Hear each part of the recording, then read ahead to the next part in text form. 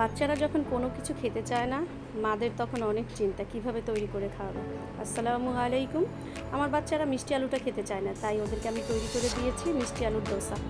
চলুন কিভাবে তৈরি করেছি। মিষ্টি আলু ধুয়ে ভালো করে পরিষ্কার করে ছোট ছোট করে কেটে নিয়েছি। এখন এগুলো সবগুলো ব্লাইন্ডারে দিয়ে ব্লাইন্ডারের সাথে দিয়ে দিব 1 কাপ সুজি, স্বাদ অনুযায়ী লবণ, সাথে দিব কয়েক টুকরো গোলমরিচ আর শুকনো মরিচ। শুকনো মরিচটা অপশনাল, চাইলে দিতে পারেন, নাও দিতে পারেন, যে যেমন ঝাল খান ঠিক তেমনই দিবেন। দিয়ে দিলাম 2 কাপ পরিমাণ পানি। সবগুলো এখন ভালো করে ব্লেন্ড করে নিব। বাস হয়ে গিয়েছে আমার মিশ্রণ রেডি। এই মিশ্রণটি অনেক পাতলা করতে হবে।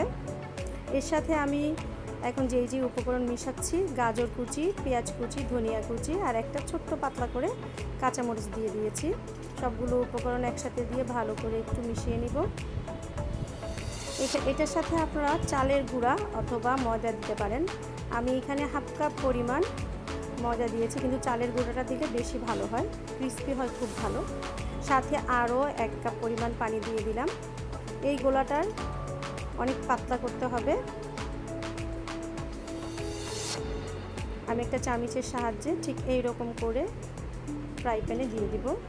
প্রথমে আমি ফ্রাই প্যানে একটু তেল ব্রাশ করে নিয়েছি। এটা যখন হালকা হয়ে আসবে, উপরে একটু তেল দিয়ে দিব। দেখুন, একটু সময় নিয়ে ভাজতে হবে, ধৈর্য সহকারে। বাস তৈরি হয়ে গিয়েছে মিষ্টি আলুর ডোসা। দেখুন ক্রিস্পি কতটা হয়েছে, খেতে অনেক টেস্টি। সব বয়সে মানুষই এটা খেতে পারবে। যদি আমার ভিডিওটি ভালো লাগে তাহলে অবশ্যই একটি লাইক আর শেয়ার দিয়ে দিবেন। আল্লাহ হাফেজ।